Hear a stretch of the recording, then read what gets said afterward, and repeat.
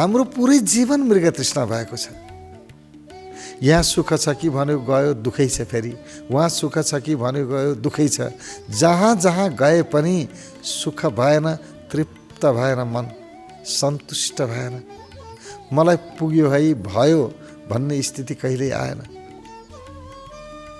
किनभने हामीले गलत ठाउँमा खोज्यौँ। सुख आफूमा खोज्नु पर्थ्यो, जीवनमा खोज्नु पर्थ्यो, किनभने बाहिरका घटनाहरूले पनि आफूभित्रको सुखलाई प्रकट गर्ने हो, आफूभित्रको खुसीलाई प्रकट गर्ने हो।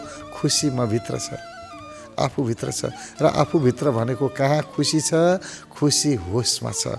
म भनेकै सजगता हुँ, होस हुँ। मृत्यु भनेको बेहोसी, जीवन भनेको होस। जहाँ व्यक्तिले केही पनि थाहा पाउन छोड्यो मर्यो। जहाँ थाहा पाउने क्षमता छ त्यहाँ जीवन छ, जीवन्तता छ।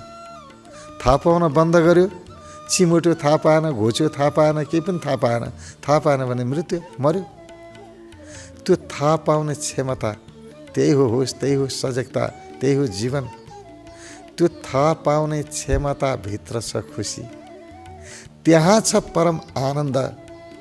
आफ्नो बोधमा छ परम आनन्द। हाम्रा ऋषिहरू भन्नुहुन्छ, म को हुँ भन्दा एको विशुद्ध बोध हो हम। एउटा विशुद्ध बोध हुँ। बोध भने के हो? त्यही थाहा पाउने क्षमता हो, क्षमता त हो नि। अबोध भने थाहा छैन, बोध भने थाहा छ। त्यही बोधलाई बुद्ध भनियो। जो बोधमा उपलब्ध भयो उही बुद्ध। बोध मेरो हुनु, मेरो मूल केन्द्र। त्यहाँ सुखै सुख छ, त्यहाँ आनन्दै आनन्द छ। त्यसकारण ध्यानमा आनन्द छ भनेको, ध्यान भनेको आफ्नो हुनुमा स्थिर रहनु, आफ्नो चैतन्यमा स्थिर रहनु, सजगतामा स्थिर रहनु, जागृत हुनु, बिउझेनु पुरै, बेहोसीमा नजानु। बेहोसीबाट बच्नु नै ध्यान हो। कुनै पनि नशा, मादक पदार्थ, कुनै पनि प्रकारको नशाले त बेहोसीमा लैजान्छ र हामी त्यो बेहोसीमा सुखको अनुभूति गर्छौँ। त्यो चाहिँ के हो भने दुःख कसको थियो? दुःख शरीरको थिएन, दुःख मनको थियो। मनमा पीडा थियो।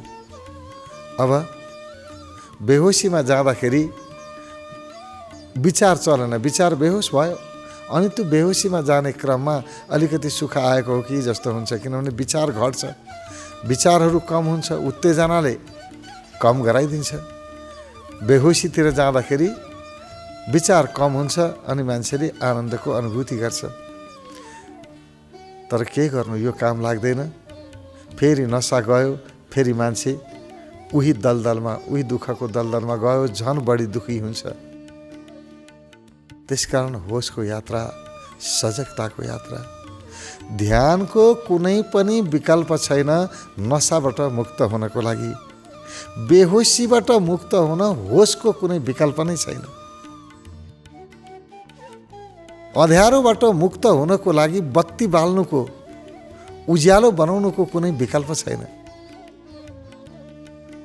बेहोसीबाट मुक्त हुन होसको अभ्यास गर्नुपर्छ। होसको अभ्यास नै ध्यानको अभ्यास हो। ध्यान यस्तो अचम्मको आश्चर्यजनक विधा हो जहाँ आनन्दभन्दा बाहेक केही पनि छैन, सुखभन्दा बाहेक केही छैन। ध्यानस्थ व्यक्ति कहिल्यै दुःखी हुँदैन। हाम्रो जीवनमा कहिलेकाहीँ दुःख पनि आउँछ, अतृप्ति आउँछ, अलिकति छटपटी हुन्छ भने ध्यानको कमीले हुन्छ। ध्यानी व्यक्तिहरू पनि केही समय ध्यान गर्न पाएनन् भने फेरि छटपटिन थाल्छन्। उनीहरूमा पनि असहजता आउन सुरु गर्छ। बेहोसीले उनीहरूलाई पनि घेर्न सुरु गर्छ। त्यसकारण यो ध्यानको अभ्यास हरेक दिन गर्न जरुरी छ। प्रत्येक दिन अभ्यास गर्नुपर्छ। आज अभ्यास गरेर सधैँलाई पुग्यो भन्ने हुँदैन। हर हमेसा सजगताको अभ्यास, होसको अभ्यास र ध्यानको अभ्यास गर्ने व्यक्ति कहिल्यै अशान्तिमा जानै सक्दैन। भित्रबाट शान्त हुन्छ मन। बाहिरबाट छन् धेरै कुराहरू, बाहिरबाट त प्रभावहरू आउँछन्, कति चित्त बुझ्ने कति चित्त नबुझ्ने, कति राम्रा घटना कति नराम्रा घटना, यो त दुनियाँ हो नि, आउँछ, के गर्ने। यसलाई त हामी रोक्न सक्दैनौँ। जाडो पनि आउँछ, गर्मी पनि आउँछ, चिसो तातो सबै छ बाहिर। राम्रा मान्छे पनि छन्, नराम्रा मान्छे पनि छन्, मलाई मन पराउने पनि छन्, मलाई मन नपराउने पनि छन्। बाहिरको जगत त यस्तै हो। तर जस्तो भए पनि बाहिर जेसुकै होस्, जसले र मलाई राम्रो गरोस् नराम्रो गरोस्, जेसुकै गरोस्, मेरो शान्ति खलबलिँदैन। म भित्रको त्यो स्थिरता खलबलिँदैन, आनन्द खलबलिँदैन यदि हामी ध्यानस्थ हुन सक्यौँ भने।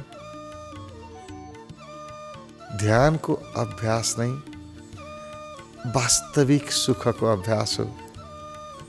ध्यान गरेर पछि धर्म होला के होला, पछि सुख पाइएला। अब हामी धर्म भन्ने बित्तिकै उधारो कुरा बुझ्छौँ, त्यसकारण यहाँ धर्म भन्दाखेरि पनि अप्ठ्यारो स्थिति छ।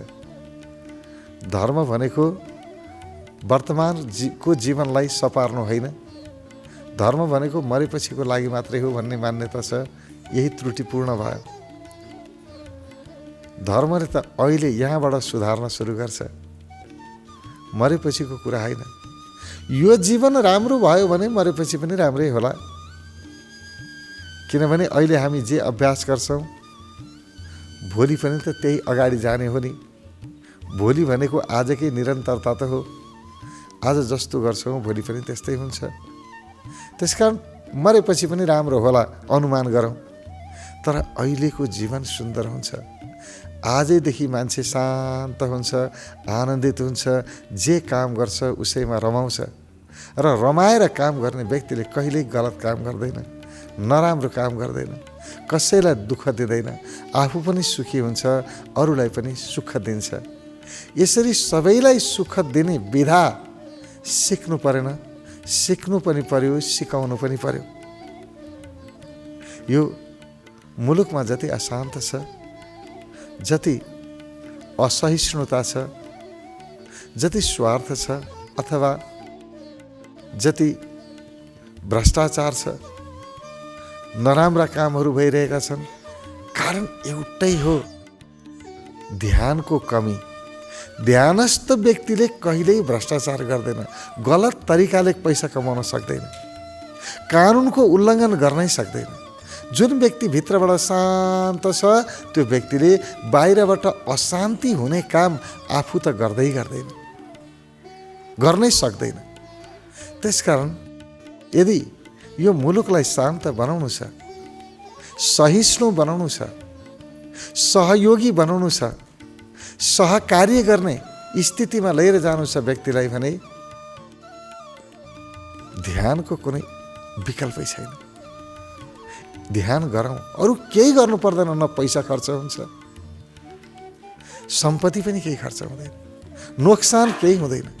व्यक्तिको मन शान्त हुन्छ। हामीले सारा मनुष्य जातिको मनलाई शान्त गर्न सक्यौँ भने कतिले सुख पाउँछन् हिसाबै छैन। व्यक्ति भित्रबाट शान्त भयो, आफू त सुखी भयो, घर परिवारलाई सुखी दिन्छ, सुख दिन्छ, समाजलाई सुख दिन्छ, राष्ट्रलाई सुख दिन्छ, पुरै मानवीयतालाई सुख दिन्छ। मानव मात्रै होइन, पशु पन्छी जनावर सबले सुख पाउँछन्। किनभने भित्रबाट शान्त भएको व्यक्तिले कुनै पनि जीवलाई दुःख दिँदैन, अनावश्यक रूपमा कसैलाई सताउँदैन। तर जब व्यक्ति भित्रबाट छटपटिन्छ, दुखी हुन्छ, नसामा हुन्छ, अराजक हुन्छ, त्यसपछिबाट आफू पनि दुःख पाउँछ, अरूलाई पनि दुःख दिन्छ। कहिलेकाहीँ लाग्छ कसरी यो विधालाई सबैमा फैलाउने होला, कसरी हरेक व्यक्तिसम्म ध्यानको विधा पुर्याउने होला। तरिका छन् नि, विधिहरू छन्। विधिलाई समातेर गएपछि ध्यान लाग्दैन भन्नु पर्दैन।